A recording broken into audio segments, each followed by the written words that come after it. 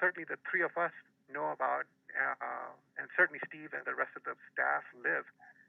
And I just wanted, I guess, the general public to understand that, there's a whole bunch of stuff that goes on, and, lots of emails. And so I just want to commend our staff for the work that they're doing, for their patience, their dedication. And sorry, I'll stop there. Steve, take it away. Before you go, Steve, give some comments and context. Just before that, I just have something for Selectman Edinburgh. I'm being contacted by someone who's having trouble viewing this. What is the on what station is this? Is this on a public access station? Yes, it is on channel. If they have Verizon and FiOS, it's channel 28. Yeah, he says Charter, it's 192. So the Westborough TV has been contacted that there's something happening. No problem. Okay, fine. Thank you, Chrissy. Sure. Okay. They can also look up Westborough TV on YouTube and watch the stream there. And Okay, we are thank you. recording this, and the goal is to try to post this recording as well. Is that correct? Yes. Okay, should I go? Yes, you should go. Okay. And Alan may jump in and provide context as needed. Yeah, sure. Okay, so as far as truly new cases since last, and I'll explain why I'm using the wording truly new, cases since last Friday. So we've had 18 new cases and 2 deaths. And the reason I'm saying truly new is because we had also 24 cases that we were made aware of that were actually tested at the end of April, but the National Guard mislabeled the address of them, so they didn't come in until Friday. These are people that were positive, but they were positive when we were having the big spike in numbers. So overall, the numbers right now we have, if you count those 24, it's 42 total new since Friday, with 2 deaths. I just kind of want to qualify that a little bit. Yeah, I think the state ran into some issues with that as well, and they kind of changed around how they were reporting their numbers. They did it by test date now instead of by report date, because they realized that a lot of these ones that were lagging were coming in much later than they expected. The system is, let's just say, overtaxed. It was never designed for the amount of. I mean, I know they're doing a great job, but there are hiccups in it, and it's just one that kind of caught Friday afternoon. I was running around wondering what the heck was going on, and but anyway, so those are the numbers as of today. And Steve, those patients that you talked about from what was it? Have they been referred already to the contact tracing people, or are you? Yeah, those were all from a long-term care facility site as part of the National Guard going in. Okay. So that's what happened. It was a big slug of people that were tested all on one date, and the National Guard must have labeled it the wrong address. Okay. So went in for the 2 weeks in between when I got it, when the tests were done. I don't know where those test results ended up, but they finally did find it to my inbox on Friday. Steve, I'm sorry, you said how many were sort of in the backlog? I missed that number. 24.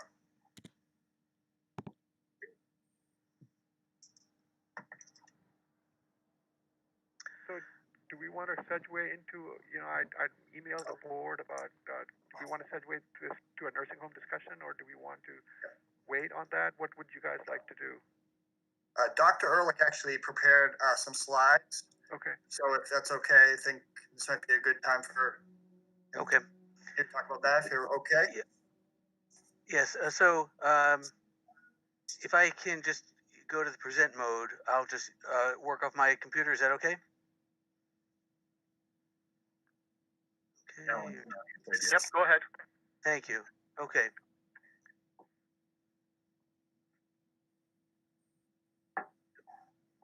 Excuse me 1 second while I get that. Okay. So this presentation was prepared in response to a number of things. I know, Sayed, you had raised some issues. I know you sent out a newsletter to many of your constituents where you had raised some concerns, and Selectman Marshall had also indicated some concerns about this based on things she was hearing from other people in the community. So I wanted to address what we know about the impact of COVID-19, particularly with respect to the nursing homes in town. So there are really just two facilities. That's Beaumont Rehab and Skilled Nursing Facility and the Westborough Healthcare Center. And this is really the crux of what I will be talking about. Whittier Rehab is really not a nursing home in the same sense. They're a skilled nursing facility. They deal with people who are expected to be there transiently, often young people who've had surgery or some other situation where they just need a brief period of time before they return to their normal state. Dr. Ehrlich? Yes? We can't see the slideshow, so... okay, let's try that again then. Sorry to interrupt you. No, thank you, Steve. So hang on. Okay, let me just try one more time, if I could. And Alan, I just sent them to you in case you have to put them up. Okay, Chrome wants to share your entire screen. I'm saying share. Let's try that again. One more time. Present now. Okay, we'll just try a window. Let's try this. Can you see it now? Oh, there we go. Yeah. Okay. So you have people at Beaumont and Westborough Healthcare Center who are with many, many comorbidities, nearing the end of their lives, and that's really a very different situation compared to Whittier. So I want to try and distinguish explain why I'm not really going to be focused on Whittier. It's mostly these other two facilities. And when you look at the state data, where the state lists nursing homes, Whittier is not considered a nursing home. These two are the only nursing homes listed in the state database in the town of Westborough. So what are the steps taken by these facilities? So first of all, both of them, since March, have restricted visitors. There's the screening of everyone, including staff, who enters or leaves. Screening is the same as what I go through when I going to see patients. It involves having a temperature check and a screening questionnaire of COVID-19 symptoms or exposure. In addition, all of the residents who are not known to have COVID-19 are being screened 2 or 3 times a day. That typically involves taking a pulse oximeter reading to see if their oxygen level is low, temperature, and breathing rate. Those who have tested positive for COVID-19 are also monitored on a daily basis, and in that case, the goal is to assess them for worsening status in case they need a higher level of care. All of staff use appropriate personal protective equipment. Any of the residents who are positive for COVID-19 are segregated from those who are negative for COVID-19. They have different wards. People are being moved around in order to keep them separate. Those who potentially might have COVID-19, but it's unclear, they have not yet tested positive, but perhaps there was an exposure, are now placed in a third group. There is dedicated staff for dealing with the people who are either positive or negative. So if you're at a facility, the people who are coming in and will be working at that shift will only be working with COVID positive patients or COVID negative patients.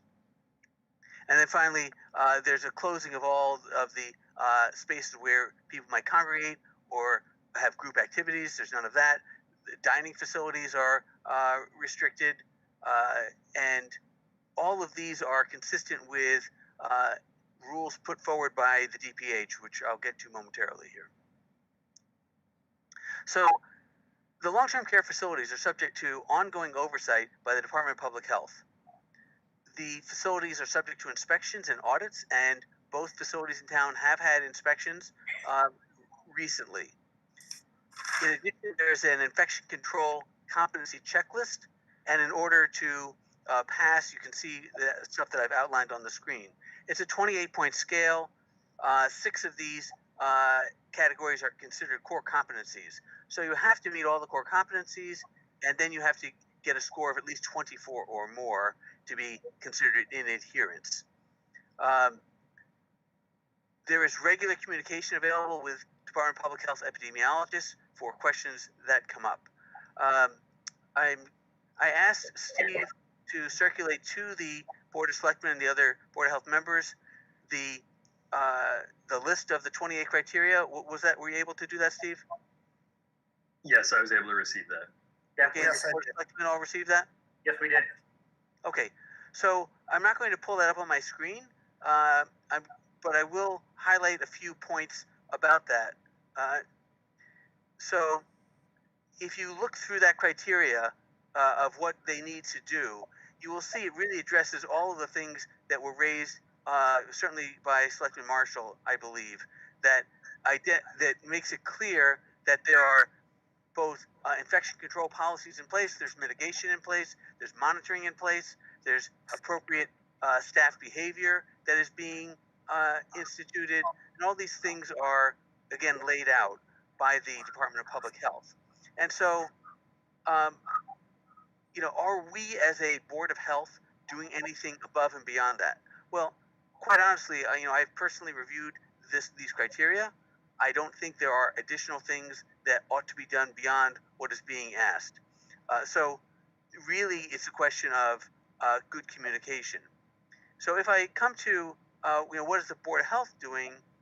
Well, it's not within our purview to go in and inspect the compliance with the DPH in these regards. The DPH is already doing that.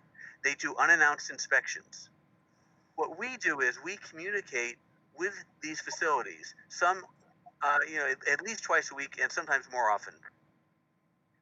I have been working with Steve pretty much from the get-go in March when we had our first case of COVID-19 in Westborough. And I am available to Steve all the time when clinical issues arise. A lot of the things that come up are more administrative, and I don't get involved with that. But I am available to provide support for him to make sure that things are being done, and if there are questions about how things should be handled from a individual health point of view as opposed to more of a public health perspective.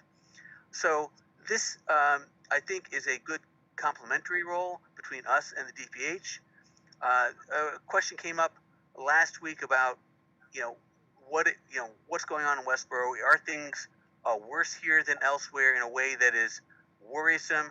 We did make an outreach to the DPH, and we're waiting to be able to set up a call with an epidemiologist to discuss that further. But I did put together a slide, and I think the question has come up, how does Westborough compare to neighboring towns? And it's very easy to look at the middle column, which is the cases per 100,000, and this is as of the latest reporting we have. The state does this on a weekly basis, so we new numbers tomorrow. And I put all the surrounding towns to Westborough, including Marlborough, and then I added Marlborough in. And this is the number of cases of COVID-19, and you can see in ascending order here. This also is data available from the state, and this is the number of nursing homes in each of these communities. And you can see there's a very good correlation between having nursing homes and having more cases per 100,000. So why is this? A nursing home is a closed, confined space. It, despite the best efforts, it can be difficult to truly prevent spread. Both of the facilities have more or less about half the individuals being positive for COVID-19. And so, clearly that's a much higher rate of infection than we're seeing in the general community. And that's why the presence of nursing home facilities skews the town data as much as it does. Now, one thing that we can't find, and really is beyond what we can do, is to know the level of comorbidities of people in our town compared to other towns. What I can tell you is, in our conversations with the facilities in town, that the vast majority of the persons who have passed away have done so at the facilities. And what that means to me, and I asked specifically about this, is, for the most part, these are people who are, have significant comorbidities. Many of them may be what's called comfort measures only, where they're not going to go to the hospital to try and prolong their life. If they don't die of COVID-19, then there may be something else that comes along, whether it be a heart attack or influenza or something like that may cause them to pass on. And so, it's very clear that the majority of the patients who are dying with an expectation that their life is coming to an end anyhow. Obviously, people who are younger and healthier would be sent to the hospital to try and have life preserving interventions. And again, life preserving interventions are often very challenging. If you're on a ventilator for 2 or 3 weeks, that can be a very miserable experience. And if it's not going to save your life, many people will say, well, what's the point? So those are some of the factors I thought worth sharing, and I'm happy to take any questions about either the communication that Steve and I have with each other or with these facilities, and any of the data that we have here. Dr. Ehrlich, it's Sayed. Nathan, can I start because I'd raised this up? Please, and then I've got some questions too. Yeah, so Dr. Ehrlich, first of all, kudos to you for doing this and also for the reports that you've been working on. I guess my issue wasn't around what the work that you and Steve are doing. My issue was around what the issue that you raised of communication. And what I was raising was the fact that, I think it was last week, my brain is fried. Last week we had the manager of Dairy Queen come on. She saw our meeting, saw that this was a concern, came on with a presentation of outlining the things that they've done. And for me, what brought this on was the fact that there was a report released by the state of looking at of their audits, and what I was hoping to that the nursing homes, or like the ones that we're talking about, would come and share those findings of those audits, because the people in those nursing homes are residents. And I recognize, and fully, please don't misunderstand me.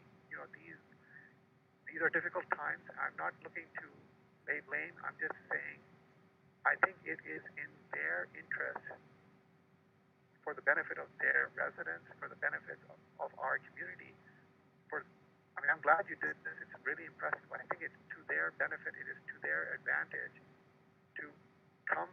I'm not saying, and you're right, we can't regulate them, we can't mandate them, but just as the manager of Dairy Queen went out of her way to be upfront, open, transparent, I think it's incumbent on them to be upfront. They are based in our town. Those residents are our Citizens. Our citizens, and we are, they're concerned, the people, their families, and then separately from all of this is the concern of the people that work in them. Now, I grant you that everything is going fine. They're doing their thing, but I think it would. I have people reach jobs, so they reach out to me about, hey, they don't have this, they don't have that, and obviously neither you nor I or any member of the board can do anything about that. That we're not regulating them. So I think it would be helpful to allay some of those concerns if we could ask these facilities to say, hey, look, what is the rate of infection in your residents, and what is the rate of infection in your employees? Granted, we know that it's a hard, difficult time that you're going through. And three, can you share the audit with us? So I didn't. Well, a couple things.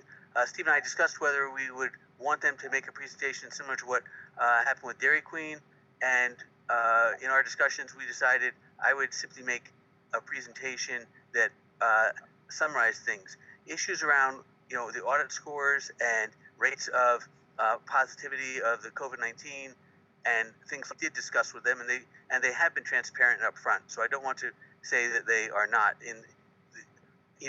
The issue is what information I chose to present tonight, but I'm happy to discuss these other issues that you have raised. I will. I laid some concerns with the, I think you guys did a great job. I think your presentation was thorough, and I think it also highlights that, look, this is a sicker population that is isolated, so they are at the highest risk of catching COVID. None of us doubt that, but I think if they could, I would just say that if they would make the effort, I think it would allay a lot of residents' concerns, fears. I'll just leave that up to the board. Thank you. By the way, thank you.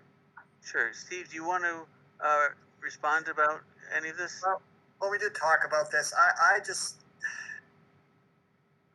thought it was more appropriate for us to gather the information overall and present it. I don't know, having each individual facility come in and be, questioned about exactly what they're doing, those sorts of things. I don't know. You had asked me this, and I certainly was not in favor of it. I thought that we could give a very good outline of what's going on in these facilities and present the information. As far as the scores, I'm guessing that we could get that information from DPH. It's probably public knowledge as far as the audits, those sorts of things. But I was not in favor of having them come on, and I don't know even know if they'd be willing to, to come on and talk about this. Can I just ask? I mean, I guess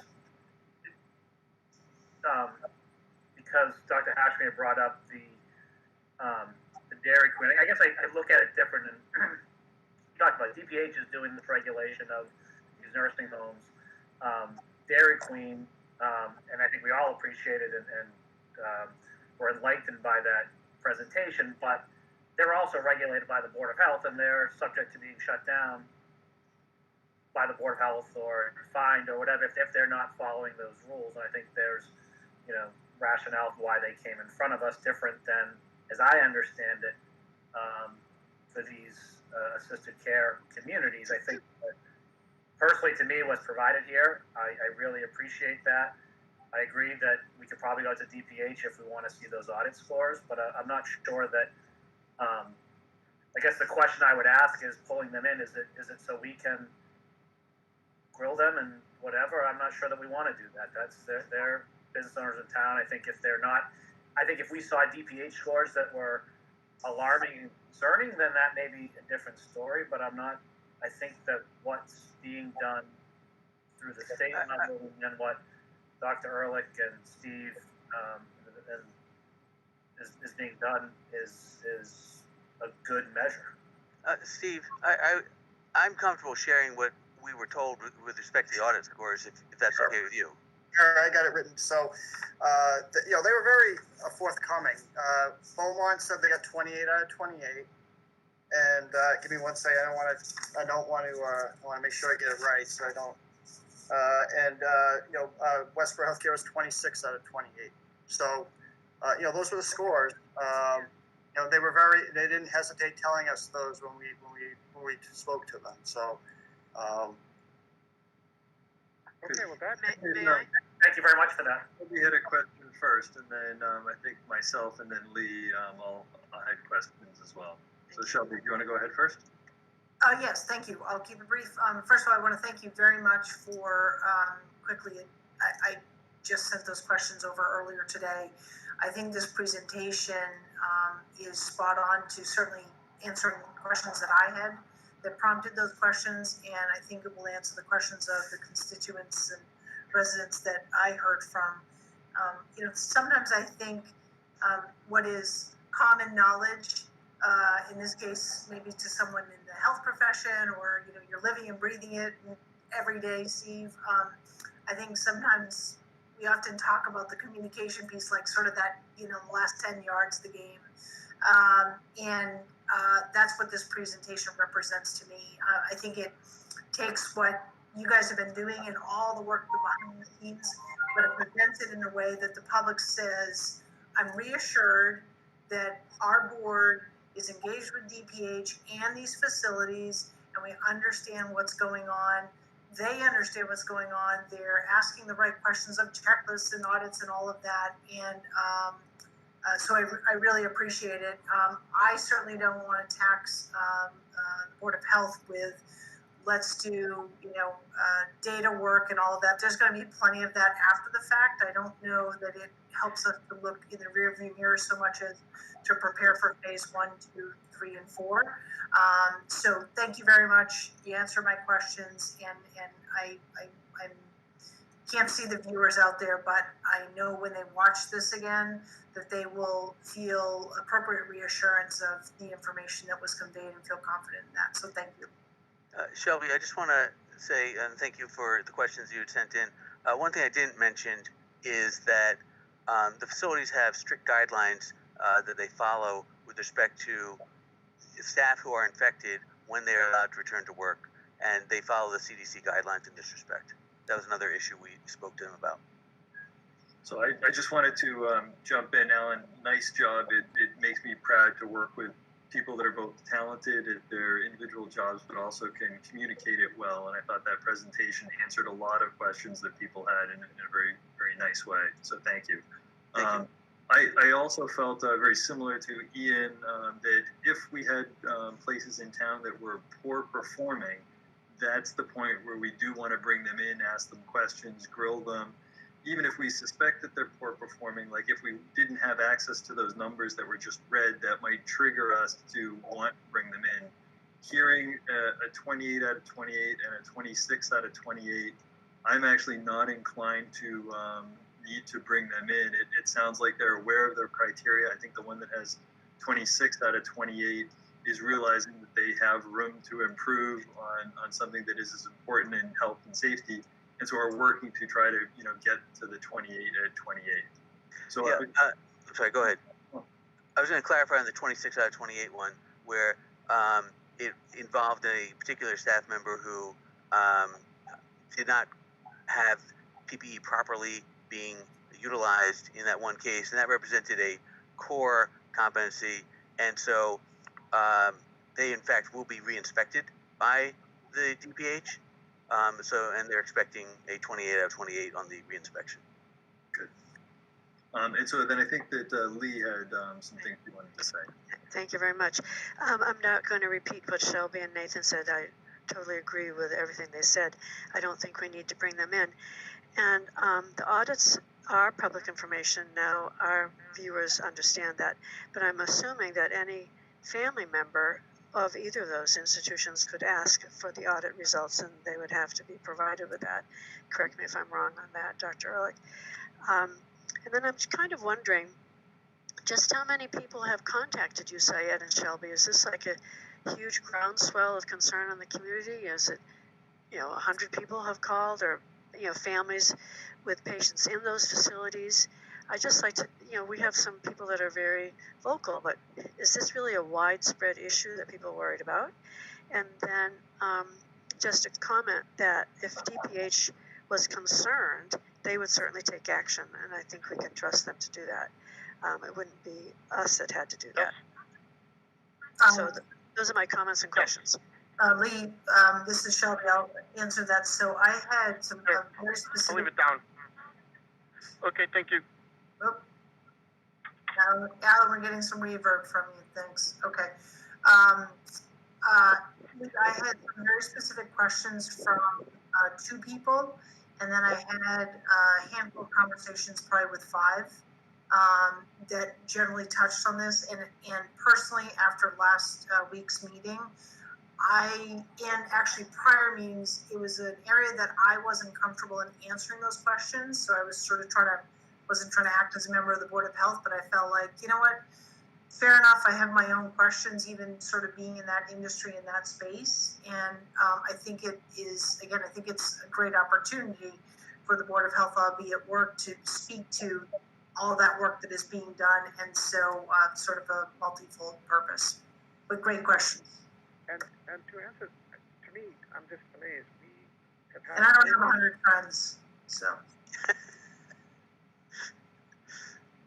And to me, we've had over 40, close to 50 people die in this town. And the fact that, that should prompt, to me, that should prompt us to be looking at these numbers. And with regards to DPH monitoring things that are going on, they were supposed to be monitoring what was going on at Holyoke. and they failed there. So, I mean, to me, this is a issue that should be concerning us. I'd raised this earlier, and there are people that are in those homes, in these residences that are concerned. And again, going back to what Dr. Ehrlich said, it's a thing of communication. They should, if they were communicating to their residents, they were communicating to their staff, then we wouldn't need to get involved. The reason that we're involved is because they're, at least again, that's not happening. Syed, can you quantify the people that contacted you with these concerns? So before I quantify that, can I just ask, does the fact that over close to 50 residents of our town have died, with the majority of them in a nursing home, does that not concern you? Syed, in fairness, I'm sorry to jump in here, but not all of those individuals are necessarily residents. Is that a fair, just as general statement? They were in those facilities. Yeah, I mean, again, but they were in our facility. They were residents in our town. I mean, to me, that should, and then, so one, they're in our town. Granted, we don't have the, we do not have, perhaps not the regulatory responsibility for them, but we do have some sort of obligation for them. And then the other thing is there are people in our town that work in those facilities. Do we not also have an obligation to, make sure that they're taken care of? Especially since, like I said, Dr. Ehrlich brought out the audit, but till these, I mean, I was concerned when I read this report. I was already concerned that there were people, employees that were working there, families of those employees saying, "Hey, I am concerned. My family members do not have access to PPE." And so, go ahead, Alan. No, go ahead, Dr. Ehrlich. I'll follow you. I just want to be clear. We did address the issue of PPE with the facilities. We made clear, we asked specifically, do you have enough PPE? We were told yes. We were told, they were told specifically by Steve that if there were any issues with PPE availability, that they should contact him or Chief Purcell directly to deal with that issue. So again, we have been addressing these concerns. In response to your comment, does it bother me that close to 50 people, primarily in nursing homes, have passed away because of this? It bothers me terribly.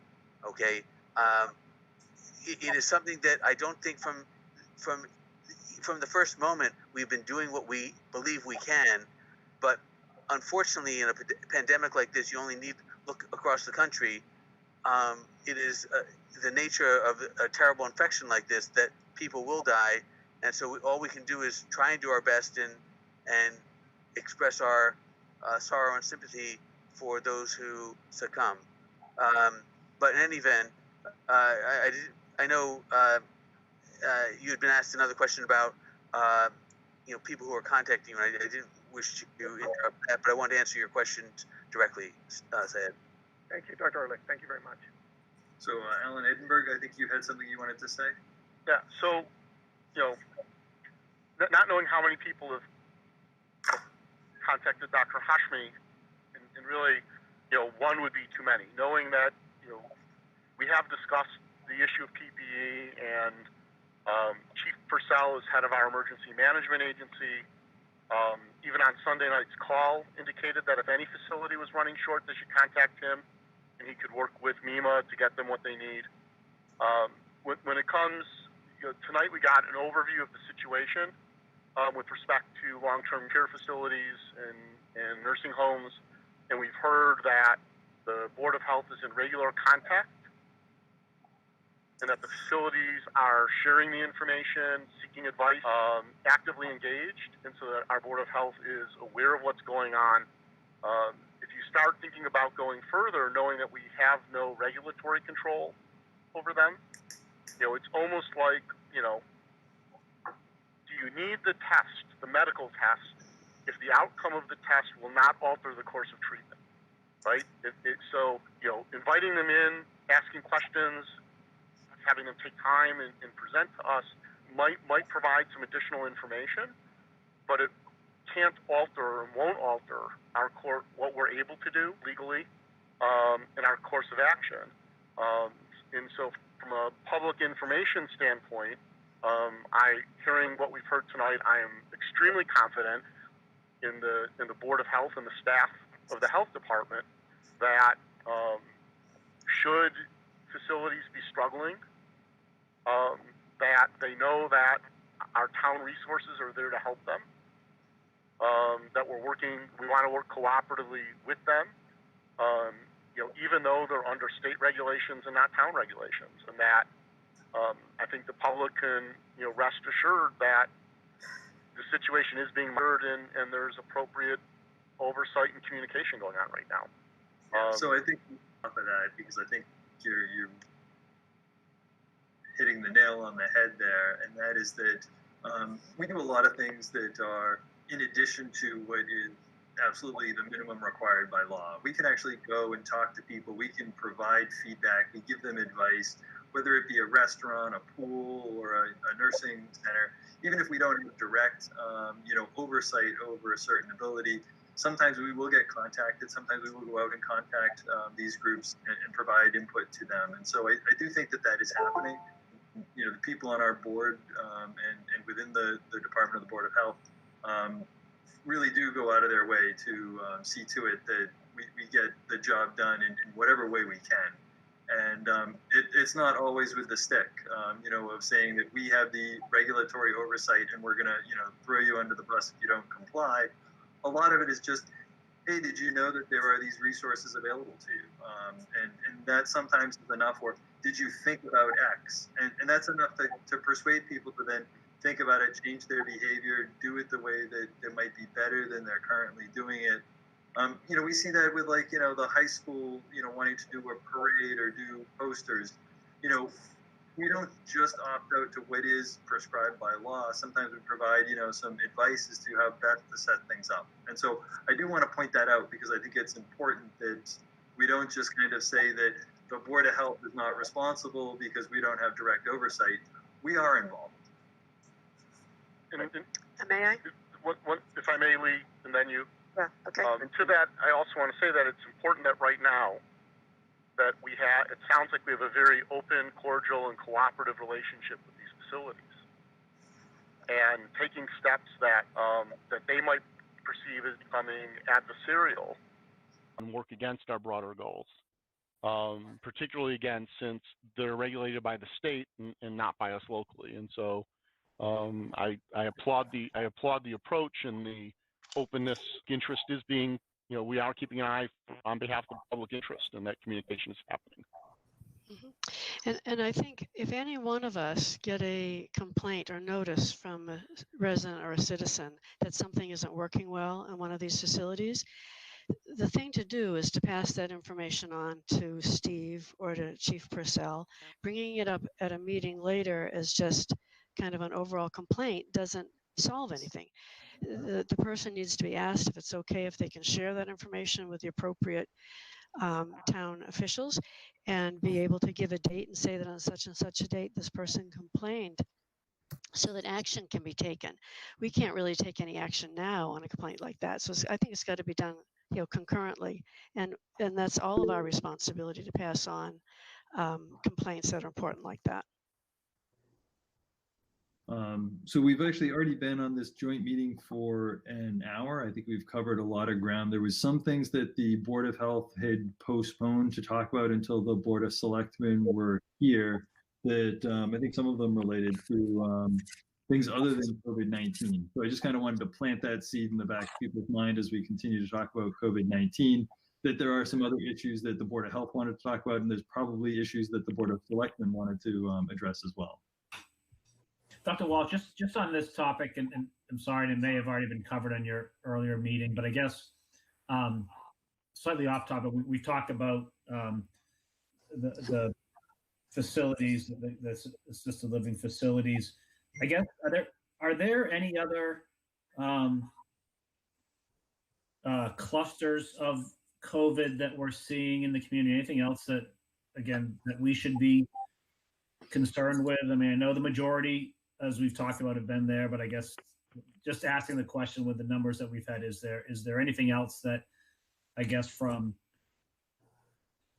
Board of Health perspective, or something that we should be, focusing on, concerned as a kind of Board of Selectmen, Board of Health jointly with cases? So the board hasn't reviewed any map-based data with Steve. Steve would know that, and I'd only want him to comment if he felt comfortable commenting about it. If you don't feel comfortable commenting about it, I don't want to put you on the spot here to do it. But again, if there is something that you do know of that you want to make the board aware of, this would be a good time to do it. Yeah, I'd really rather not at this time. My answer to that would be no at this time. Okay. But Dr. Walsh, it's Syed. It's Syed and then Alan after that. Is it? And I don't know if Dr. Ehrlich or Steve know can speak to this or not, but correct me if I'm wrong. Nursing homes have been ordered, I believe, by the federal government to report the number of coronavirus infections and deaths on their premises. I don't know if that's true or not, but I can tell you this, that of the cases we've tabulated in town, and again, Steve, I don't think this is anything that is inappropriate to share. I would say approximately half have been in the nursing home facilities, and they represent the vast majority of the deaths, over 75%. So yeah, actually like 100% of the deaths. I think 99.9% of the deaths. So, when you ask about, are there other clusters? There may be other clusters of, I don't want to say there may be other clusters. There are other infections, obviously, but if you took out the nursing home from the total town infections, we would then, apropos to the slides I put up, be in line with some of our neighboring towns. So nothing that would seem terribly worrisome. Thank you, Dr. Ehrlich. I should have asked my question that way. I was thinking about your slides, but that you answered it. No problem. The way I should have asked the question. Thank you very much.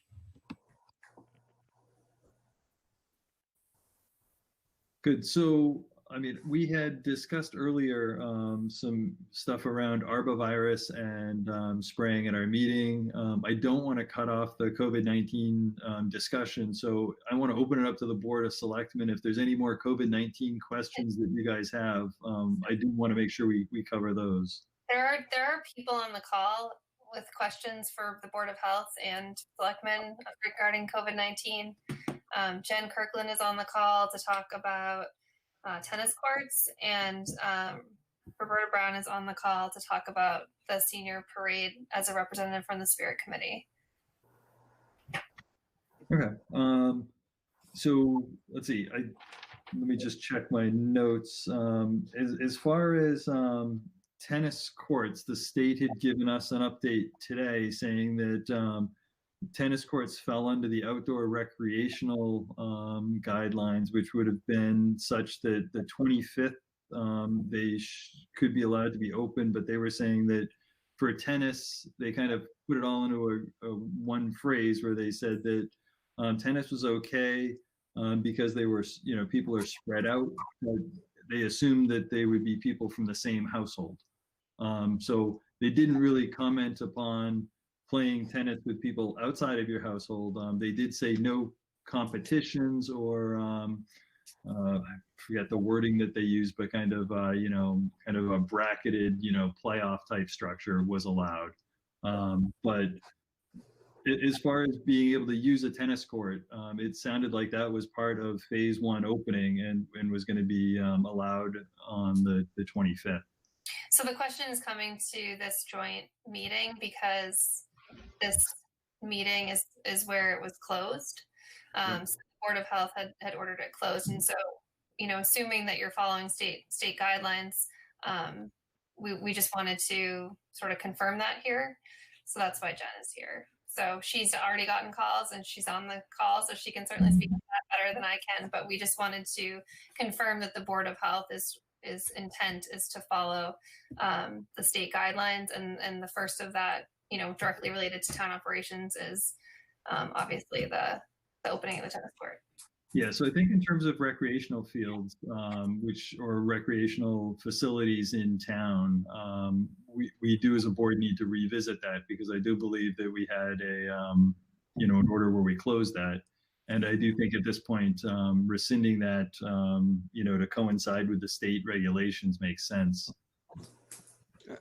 I agree with you, Nathan. I think, as we start to open up, obviously tennis is one of those sports where you pretty much are practicing social distancing the vast majority of the time.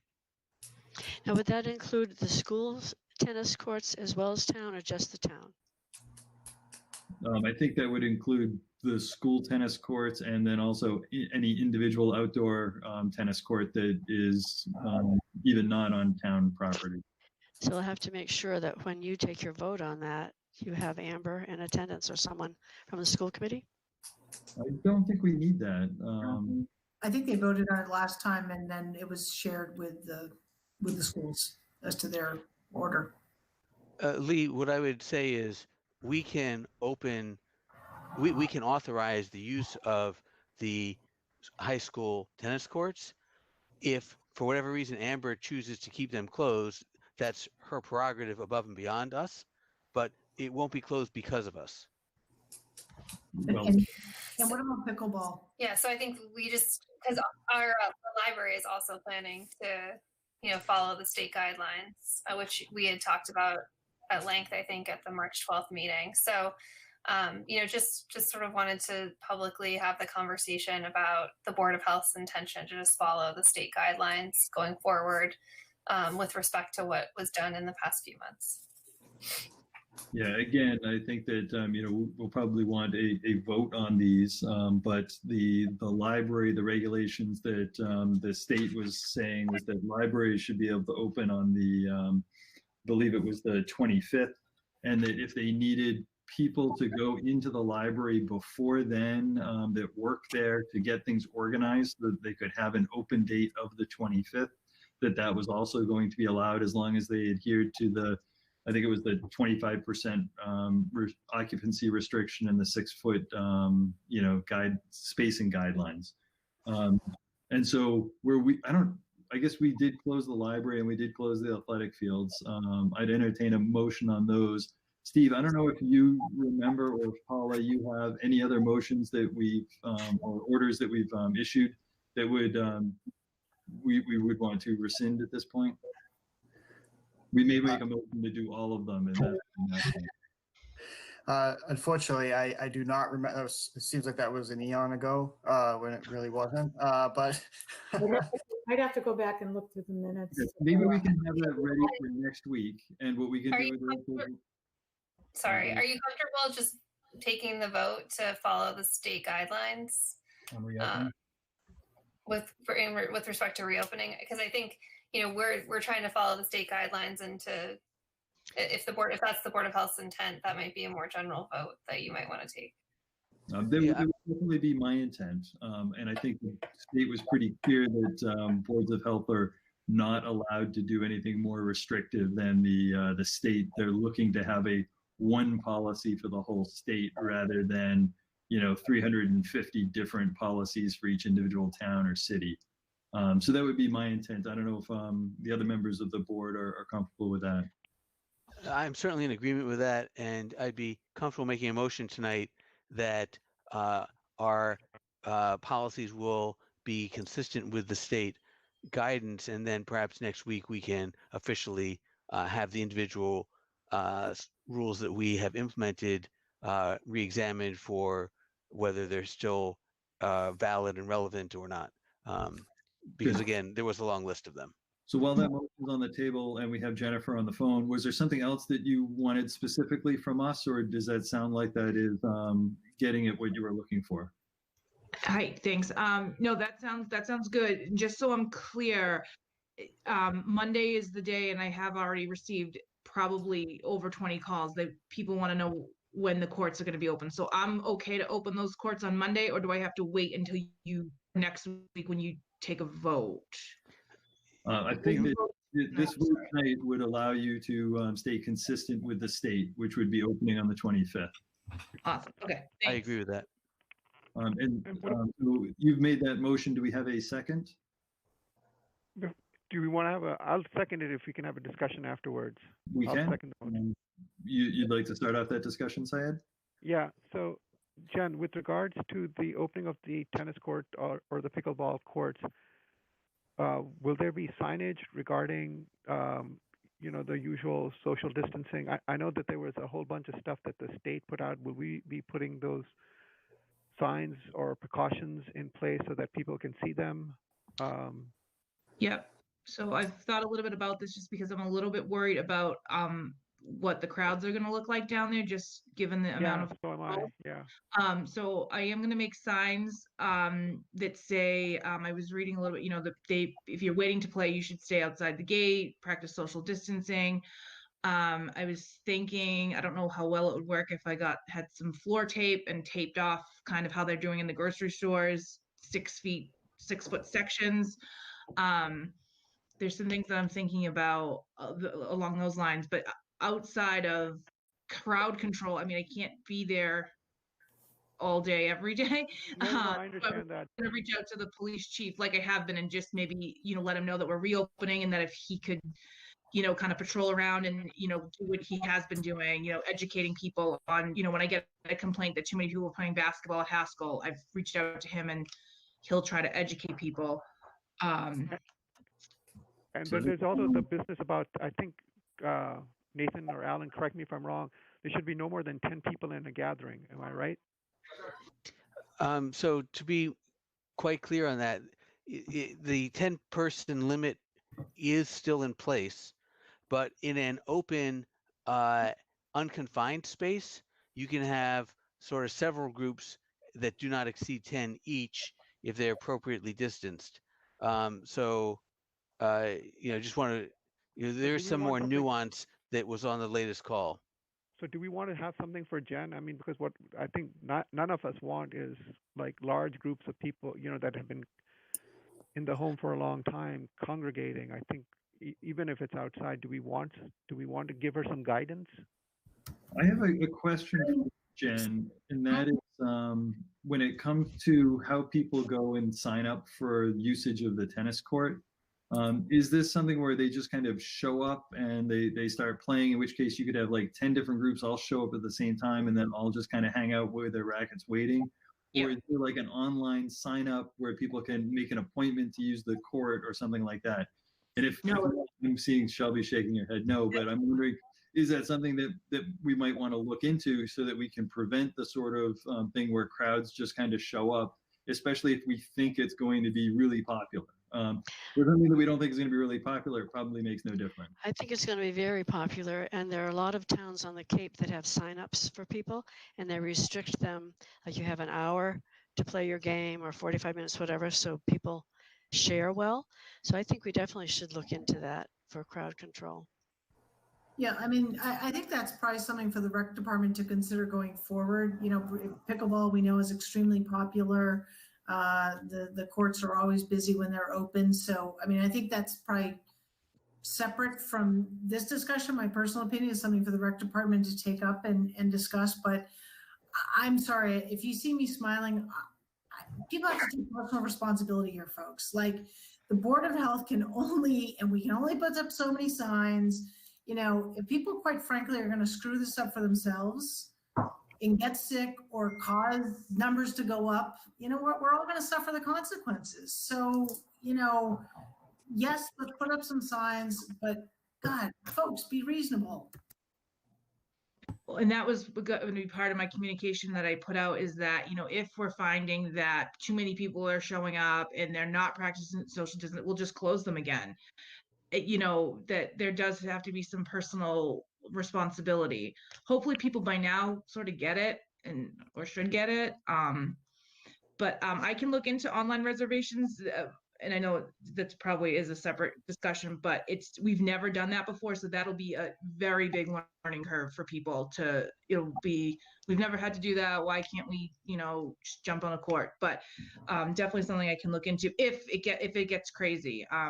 And I honestly think tennis will be one thing. It'll be pickleball. That's going to be where the crowds are going to be, I think. But we'll put some signs out I'll draft up a communication, and we'll see how the first couple of days go. If it's crazy, we'll just shut it down again. I think we have to be realistic with, the role of the recreation department becoming the recreational policing department. I know. We're the fun people. We're not supposed to be in that.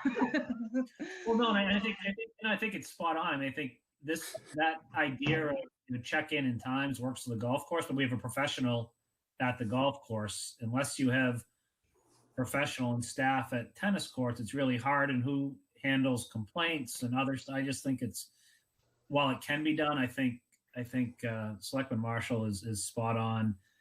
People have to take responsibility. I think we can do so much, which I think, Jen, sounds like you're doing in terms of signs and communications out, and police patrols, which I'm sure that Chief Laurie will help out with. And yeah, if it gets out of control, unfortunately, then we have to or the Board of Health has to take, measures to change things, and we'll put locks back on the thing, which none of us want to do. But again, I have hope and optimism will be good here. It's not like you got people, say there's 4 people because they're playing doubles on a court, or 2 people playing singles. It's not like 50 people are going to storm the court and sit there and wait and try to play tennis outside. And they're going to wait outside the fence. So I think we can handle this. I think residents can handle it, but if they can't, then changes have to happen. But I think let's move forward and see what happens would be my take here. So do we, as the Board of Health, want to give, in case there's a problem, do we, as a Board of Health, want to give Steve the ability to, without calling a meeting, to potentially, or does Jen have that ability to shut things down by herself without asking the Board of Health? So Jen? in case there's a problem, Jen can shut them down anytime she wants. Yes. I don't think we should empower Steve to close it for a board of, for a health violation without coming before the board.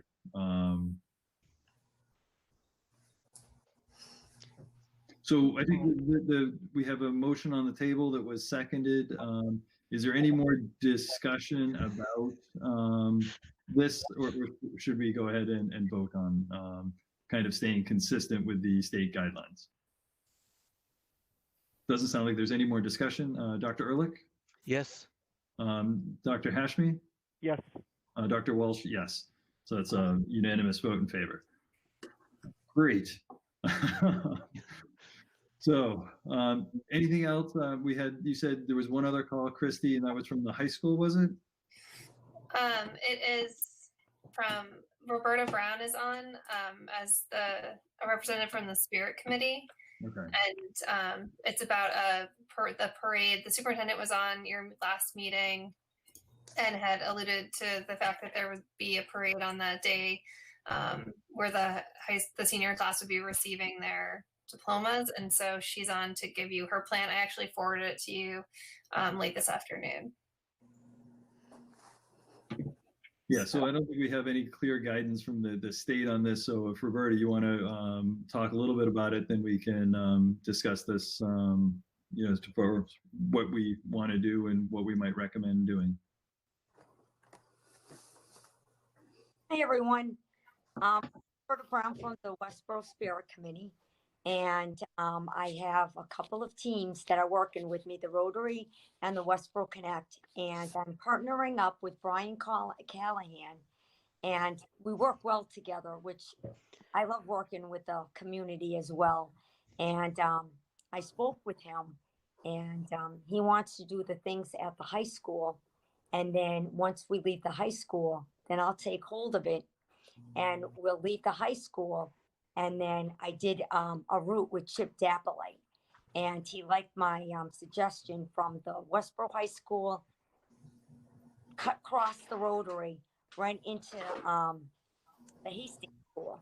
So from there, the kids can take Route 9, go east or west. They can go down Flanders Road, through Fruit Street, down north, right back in the back of the town, so it doesn't cause any traffic jam.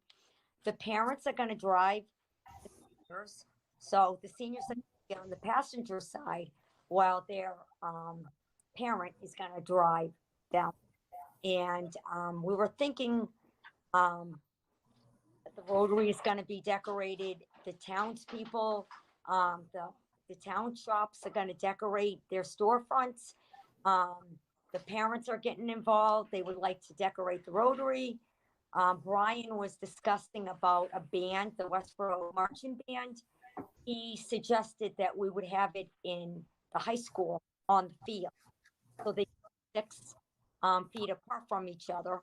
Obviously, they can't wear masks when they're playing their instrument unless they have percussion or drums or whatever they would like to have it. And then I suggested to put somebody in the Rotary, like a DJ. And so when they pass by, they can hear their favorite music or whatever they like to do. And then from that point on, I was concerned about the spectators and do we wear masks? We tape 6 feet apart from one another because they're children as well. But I want to keep everybody safe and I want everybody to enjoy their day and have a really good time. And I just want to know your guidelines and I want you to advise me if we can do it or we can't do it. I have my crew ready to rock and roll and I'm looking forward to it if you guys can give me some guidelines and then I can take it from there. Thank you. Thank you, Roberta. Does someone else want to start on this or do you want me to go? Alan, do you have anything or Syed? Well, I'll just share some thoughts, which I think, first of all, it sounds like you're already thinking about many of the right things to be considering. With respect to social distancing of the 6 feet and the mask issue, ideally, the masks are a secondary feature for when people can't be 6 feet apart. In this particular situation, it probably makes sense to be suggesting for spectators that they be doing both. Again, if you've got a family that is all living together, the idea of them when they're outside having to be 6 feet apart doesn't make any sense.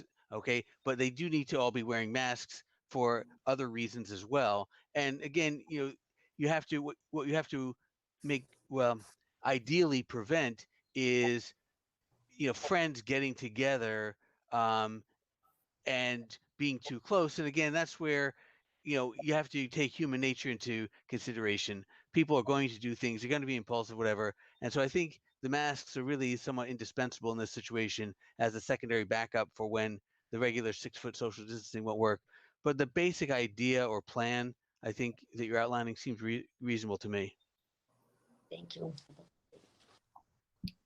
So I had a couple questions, and one was not so much a health issue, but a participation issue. And that is, does every senior have a parent with a car that's going to be able to drive them in this parade? And how do we deal with the fact that that might not be the case? Brian definitely talking to me about that because I asked him how many students were in class and he said 265. And so I says, how many of them have vehicles and how many don't?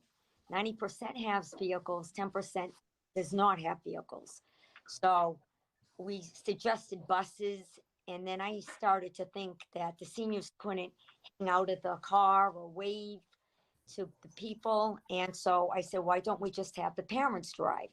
And so he's going to look into to make sure that everybody can participate, which I feel strongly about because I don't want anybody to be isolated in this fun event because we want to honor all the seniors.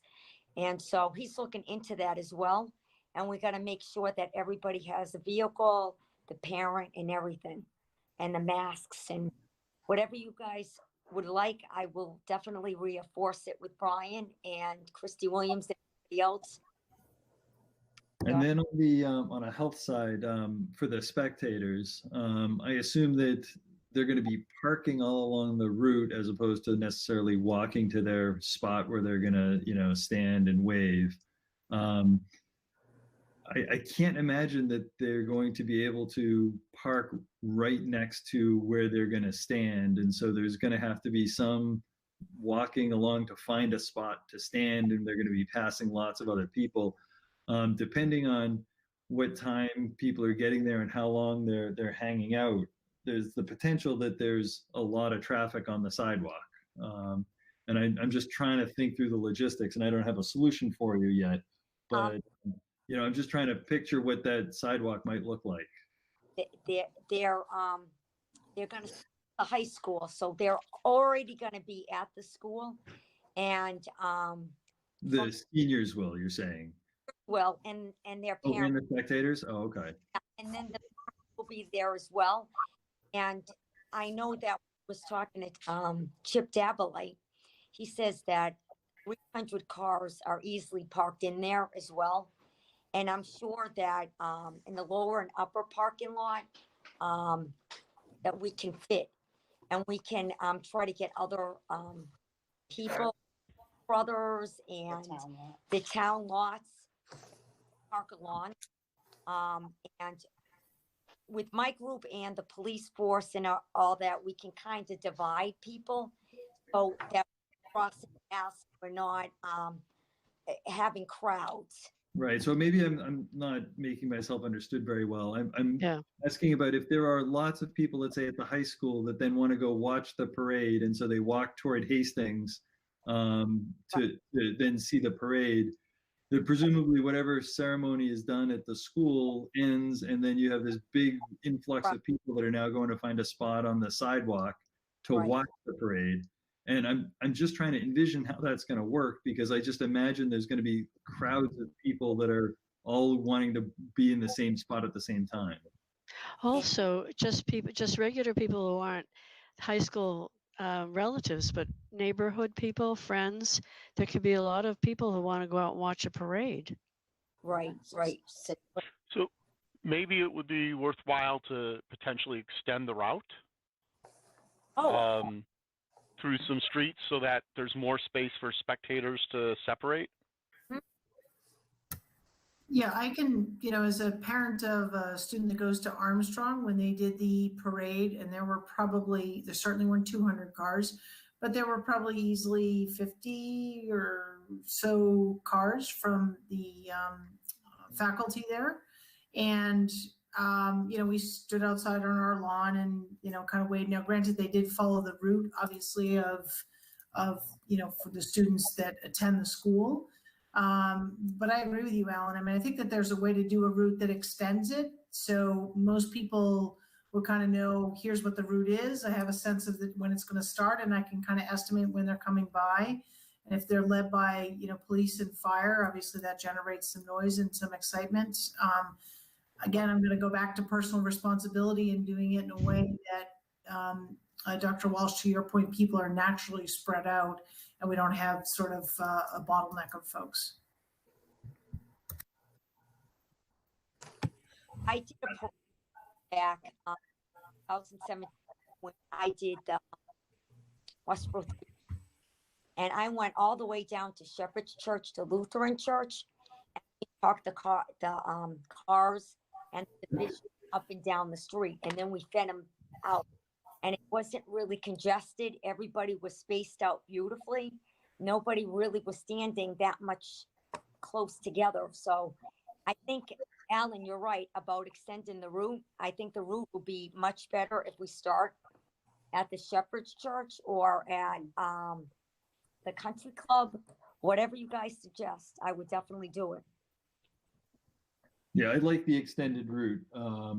And then you had mentioned having a band. I assume the band would be walking. We want to make sure that whatever route the band is going on, they're not walking. Not walking. Brian wants to put the field and away from the spectators or anybody, and they can play in the middle of the field, and they'll probably be 6 feet apart, like your guidelines.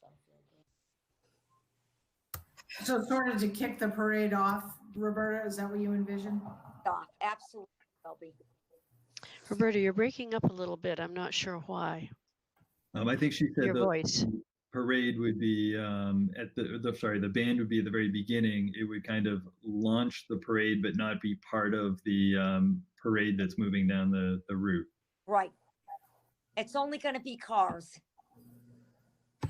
Yeah, I guess my thing. I mean, I guess I would.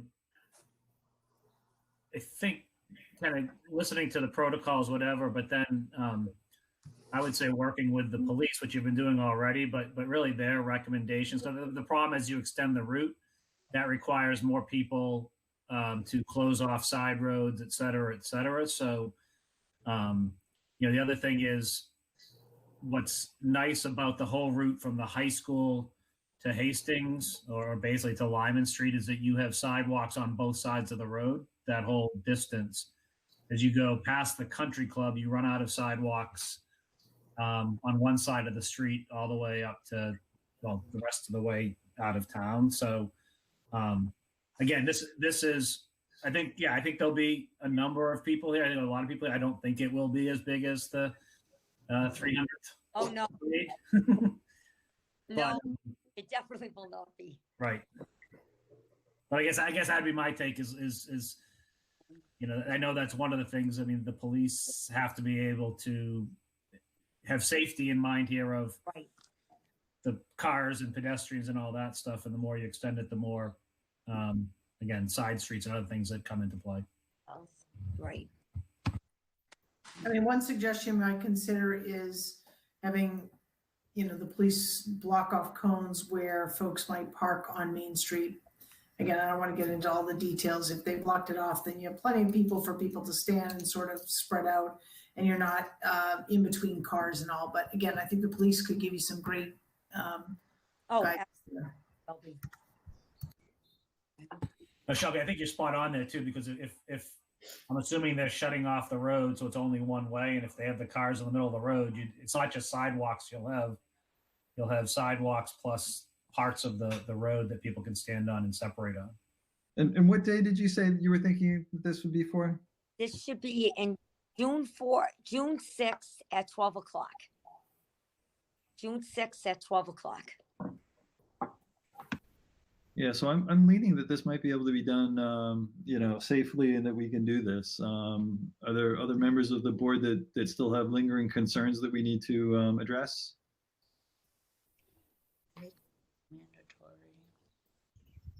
I would say one thing for the band and the infield, they might want to space out a little more than 6 feet.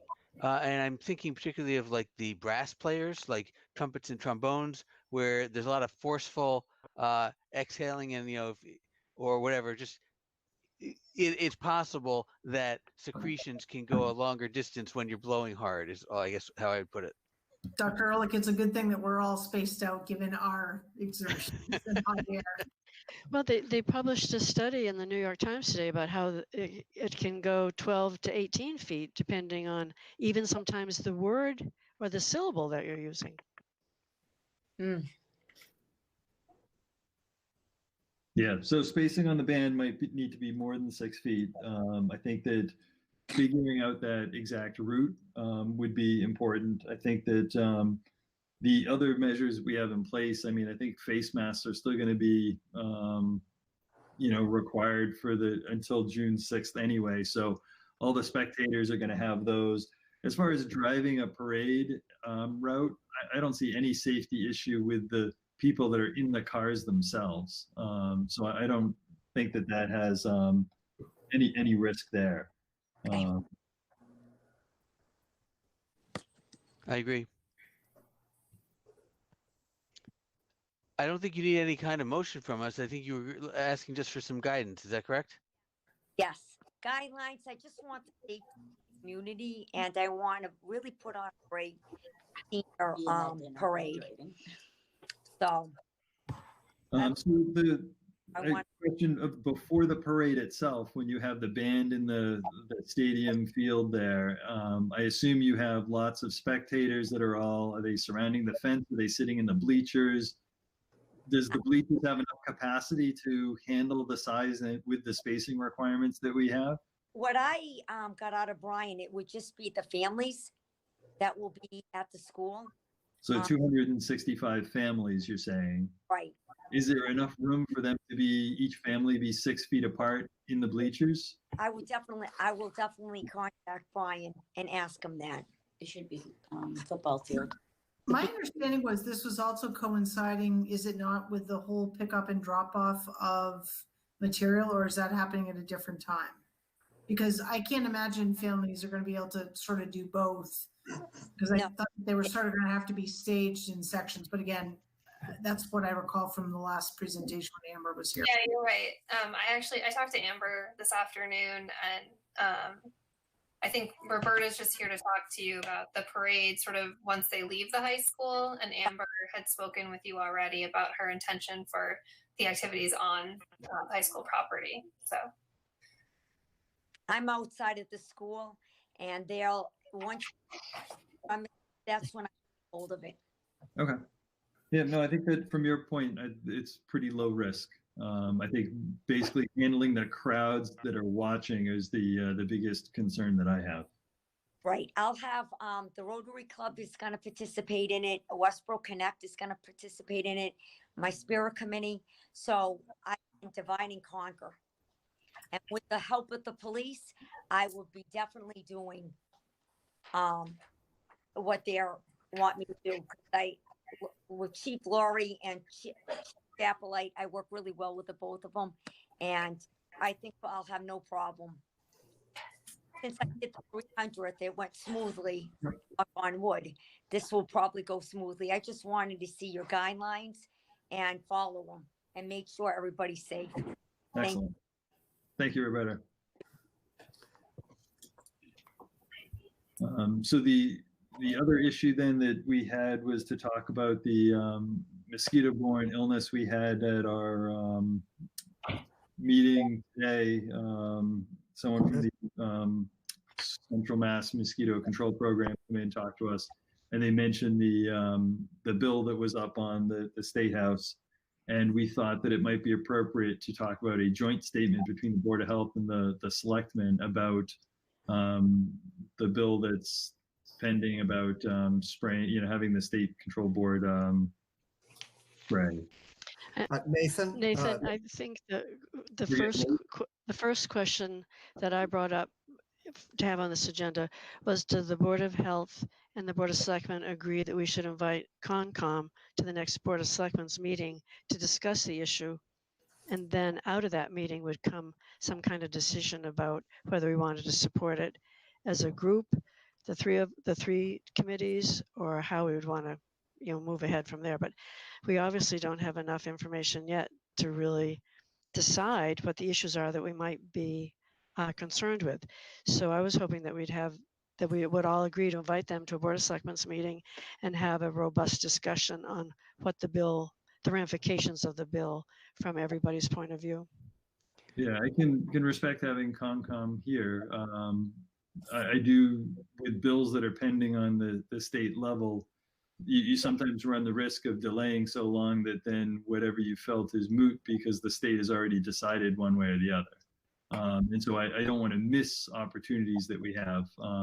But having the input from the other board and it being late, I'm perfectly happy if we want to table this till the next meeting.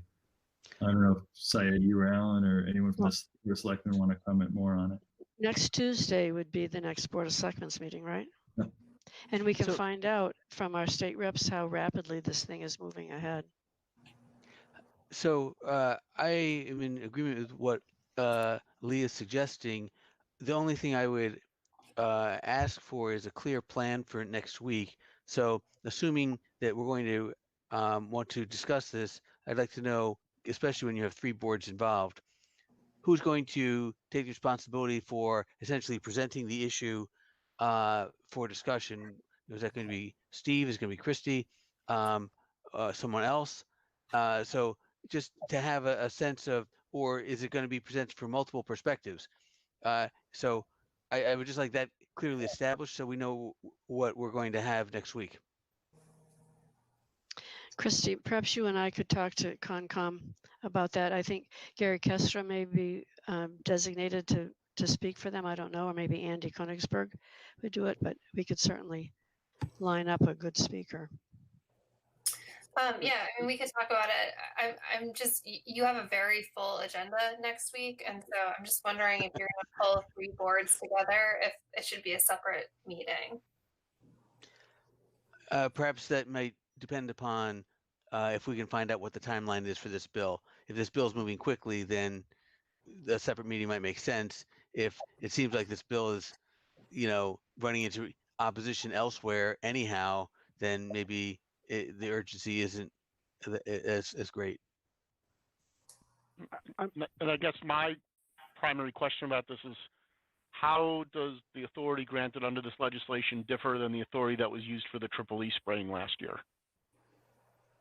In that, the concerns I've read about choice of chemical, about community input and involvement, I don't recall any town board or commission voting whether or not to allow aerial spraying in our community. That was a decision made at the state level by DPH based on the aggregate of the numbers. So it's not clear to me, having read the legislation, given that it says it's granting authority notwithstanding the other regulations that are in place, how this authority for this particular mosquito-borne virus differs from the authority granted public health and state Department of Reclamation to act for West Nile or EEE.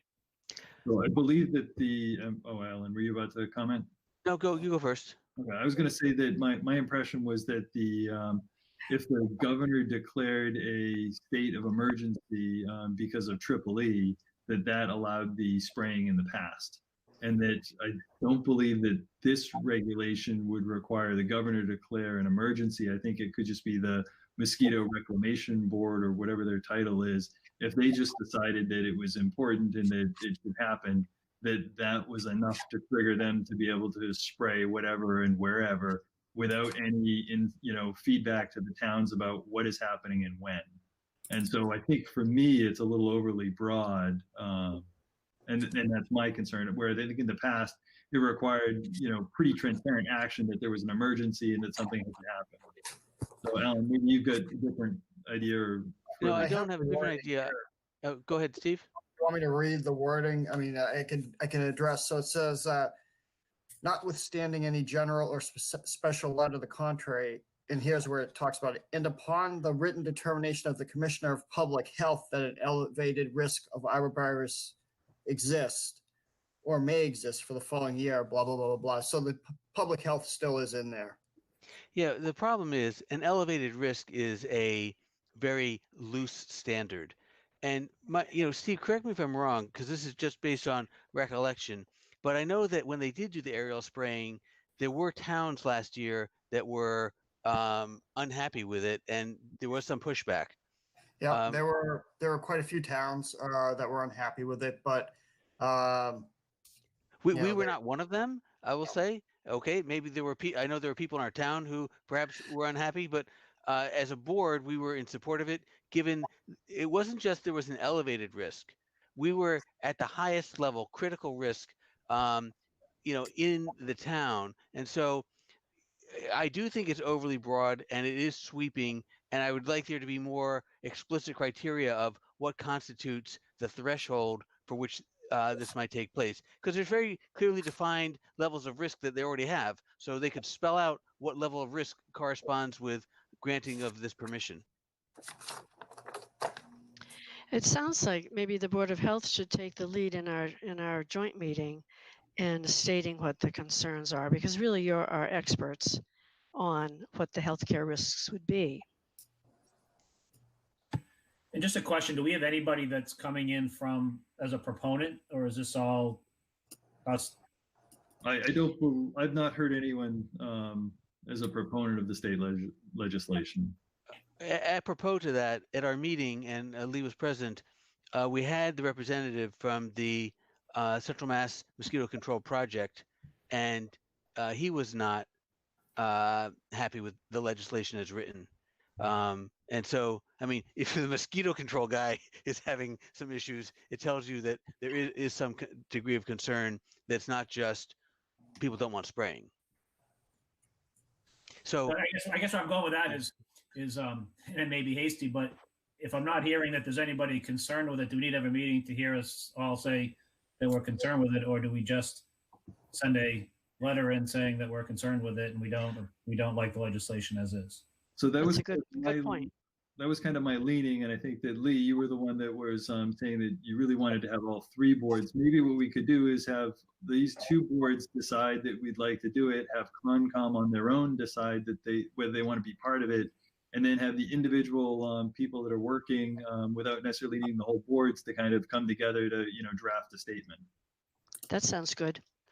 I think if a drafted statement is presented, that goes a long way towards things, and it can be accompanied by sort of a fact sheet with the highlights of why the statement is reading the way it is. I think that would be efficient. And Gary Kessler's points might be helpful in drafting that. Okay. They were fairly specific. Good, yeah. I'm in favor of leveraging something that's already out there rather than reinventing all the new criteria as to why we don't like something. So does it sound like, I mean, if we wanted to do this at our next Tuesday meeting, the joint meeting, that goes back to Christie's concern about the selectmen's agenda, which is extremely lengthy, and to try to keep our meeting, hopefully the joint meeting, to an hour. Maybe if we have that prepared, we can just vote on it as board, discuss it briefly or quickly and give it what it's due. But I guess what I'm just coming out that if we have that in front of us, we can talk through it, hopefully vote for it and get that done, as opposed to, needing to have a whole lot of debate, because I'm not hearing that there's a whole lot of debate, at least now that anticipating on it. So is that something that Dr. Ehrlich and Dr. Welch would work on together? Would you be willing to do that draft? It would be hard for the two of us to do it, because then it would be a quorum of the board. Oh, okay, one of you. But one of us or Steve or somebody, okay. From the Board of Health, maybe we can try to find time to do that. If we have trouble getting that done, we'll try to reach out before the meeting. Great.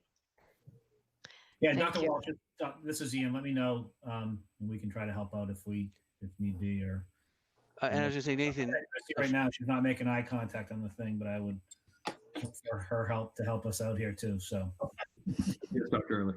Yeah, I was going to suggest if you want to take the lead working with Steve, I'm obviously doing a lot of the COVID stuff, and you are on top of this mosquito stuff. That would be great. Okay.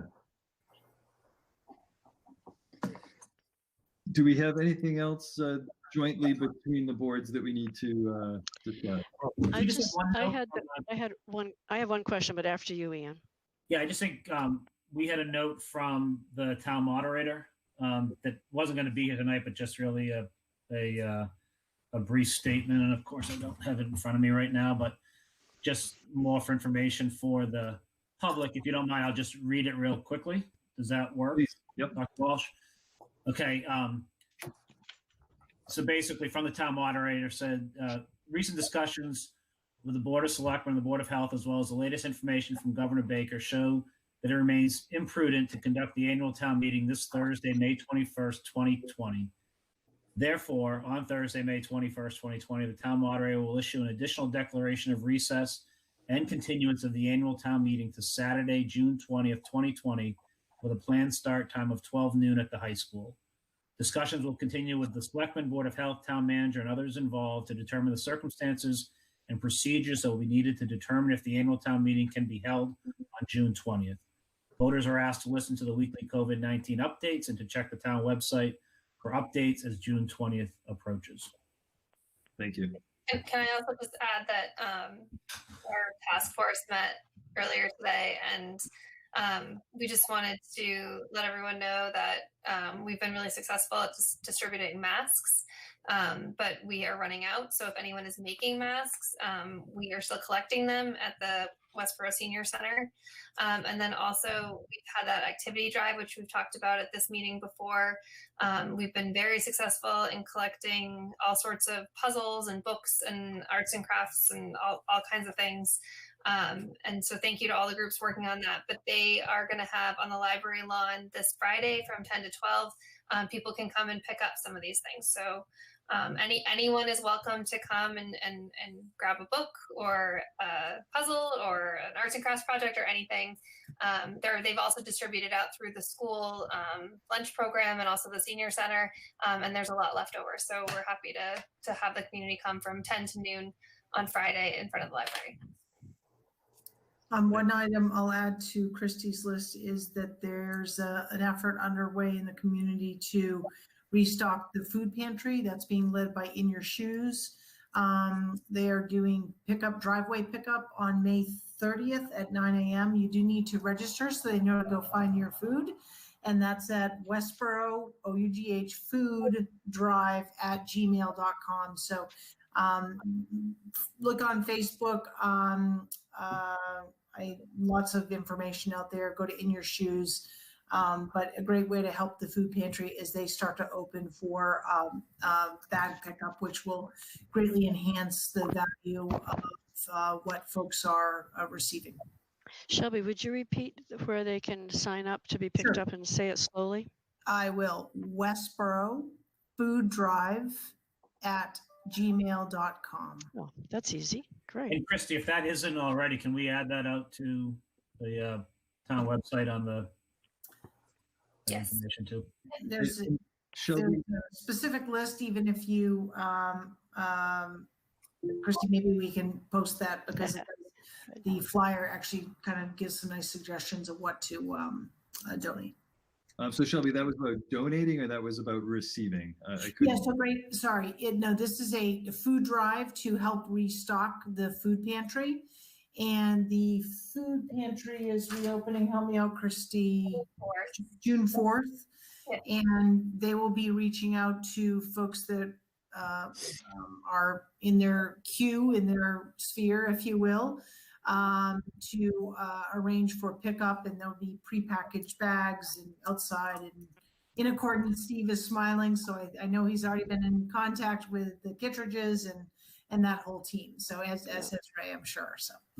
So thank you. Lots of great work being done. I will add from the task force perspective, what our human services teams are hearing is, a lot of concerns and questions about food insecurity and concerns financially about things like rent and utilities and that sort of thing. But I think we're doing a great job as a town, as extended community and groups, really addressing the food insecurity pieces, as well as a lot of the mental health challenges that are cropping up and are out there. So more to come on that, as always. Yes. So I did have one question, Dr. Walsh. And it doesn't have to have any discussion right now, but because tick season is also coming along, and my sister got very ill with this anaplasmosis, so it really caught my attention. The symptoms of which are very similar to COVID, so people end up in the emergency room. It's not something to be ignored, the danger of tick bites, not just Lyme disease, but other ones. So I didn't know if there was any sort of notice that the Board of Health was thinking about putting up, just reminding people about the danger of ticks and giving them good advice on how to avoid tick bites. So we did distribute, I think, about 12 signs to the Concon. I'm pretty sure those have been put up. We got those for free from, I think it's UMass. But yeah, we have some stuff on our website, but we could certainly make it more prominent. Thank you, Steve. Yeah. So anything else that's joint business? Well, Nathan, yep. Sorry. What was that, Steve? Okay, so one last thing. I know that Girl Scouts contacted me about a drop-off textile day. It'd be they want to do it on the 30th. They've done these in the past. They've canceled the last two just because of COVID. Very, very similar to any kind. It'd just be a drop-off. Do we have any? They're going to be using. Let's see here: gloves, masks, social distancing, having drivers remain in the cars while they empty the bags, or they could just have the people come out of the car and put them in a pile. So I didn't see anything wrong with it, but I don't know if anybody had any kind of comments on it. My feeling is that it falls right into kind of retail curbside type of activities. And I think that those are geared to set up on the 25th with, the restrictions of the type that you've talked about. So I personally don't have any problem having the textile drive happen. I do think that obviously if there's any at-risk people that are, taking part, they should be extra cautious. But I don't know if anyone else from the Board of Health has comments. I agree. Steve, what about Alma's thing? Is that something is she going to be discussing this? Well, yeah, Alma also wanted to have a shred day, I believe, sometime in June. So same type of deal. I'm guessing it'd be the similar things where this is at the senior center. They have the industrial shredder come in, and I've never seen it, but I think that's how it works. Same thing, kind of a drop off retail thing. I think it can be done with proper. She doesn't give me a plan yet, but I'm sure it can be done properly. Yeah, I mean, if we're still in phase 2 by that point, we should be aiming toward having that be a curbside type of activity. If, we're in phase 2, phase 3, phase 4, something by then, I'm a lot less worried about, how that's handled. So I think for the shred day, Alma's gate might actually be when the mobile shredding companies, feel that they're able to do curbside work. I've got a stack of about 20 file boxes in my office waiting for them to reopen up. So it might, June may or may not happen. It really depends on the companies. Yeah. Excellent. Well, I appreciate everyone contributing tonight. It's been a long meeting. We typically don't go this long. I know the Board of Selectmen end up working a lot longer hours sometimes than us, but we appreciate you all being here. You did a good job of managing the first your own and then ours jointly. Thank you. Nathan, it's Sayed. Can I just one other concern I wanted to raise? Yeah. And this is because we're reopening, and I'm just was raising this to Christy and to all the various school and town departments. I guess my question, and we don't need to answer right now, is what are we going to be doing about recycling? One of the problems is extended, infection depends on exposure to virus times time. And what are we going to be doing about recycling the air that is in our various town buildings? You don't need to know and give me an answer right now, but it's just something I wanted to throw out there. Especially as we get more and more. Go ahead. I mean, again, when you use the word recycling, you mean really not recycling the air is more to the point. And again, go ahead. No, you first. So again, a lot of that will depend upon what month the town buildings start opening up again. And I don't know, do you have the ability, well, presumably with air conditioning, it's venting, it's causing the air to circulate out of the building as well. But I'm not sure exactly what the heating and ventilation systems are that you have. So we're going to follow all the guidelines that the state has put in place. And, we are bringing staff back weeks before we open up to the public again. And the plan is to bring staff back on the same alternating schedule that we were doing before staff sort of started working remotely. So,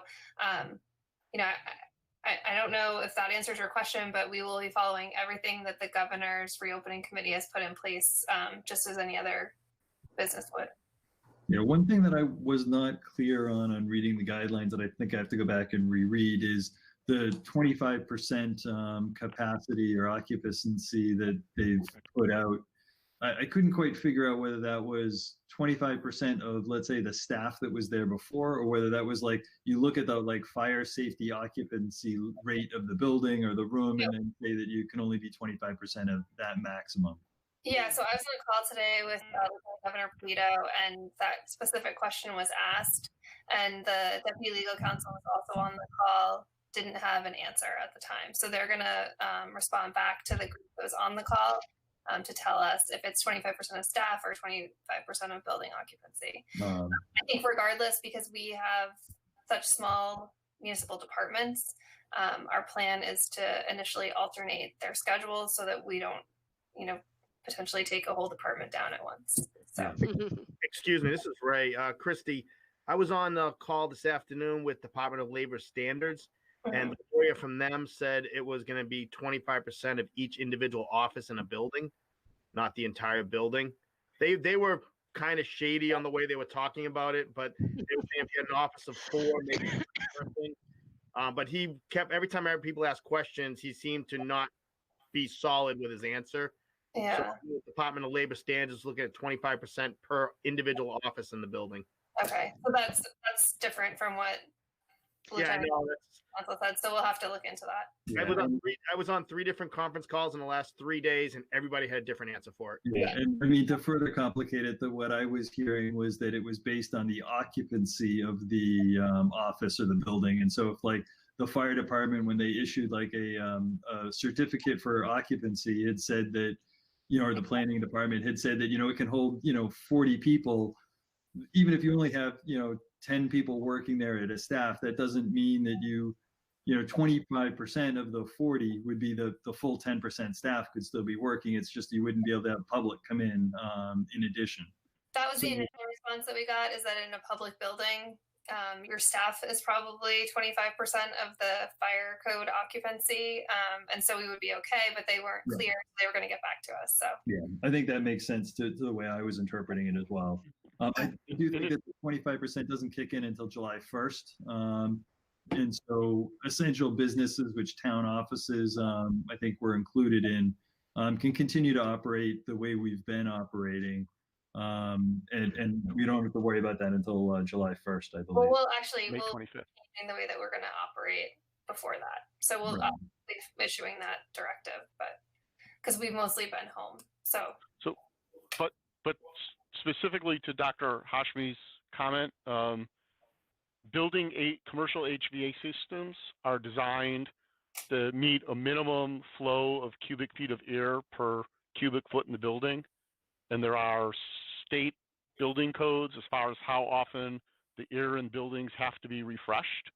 So those systems are always pulling in fresh air and exhausting recycled air from the building. So my understanding is the limitation on people in the building isn't just for local spread, it's to allow those systems to be operating in a way that they're not fully taxed as far as the amount of air that's being recirculated, and that they're able to vent the buildings properly without having to re-engineer and recalibrate all of those systems.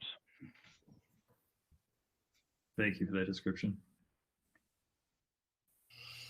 If there's nothing else, I would make a motion that we adjourn. Do we have a second for that? Yeah, I'll second that. So I think the Board of Health would like to adjourn. So is there any discussion about that? Hearing none. Dr. Ehrlich? Yes. Dr. Hashmi? Yes. Dr. Walsh? Yes. And please, Board of Selectmen, someone can make a motion for us. Second. Okay. Okay, Selectman Marshall. Yes. Selectman Emery. You bet. Selectman Edinburgh. Yes. Selectman Hashmi. Yes. Selectman Johnson. Yes. We are adjourned. Thank you all. Bye, everybody. Have a good night. Take care.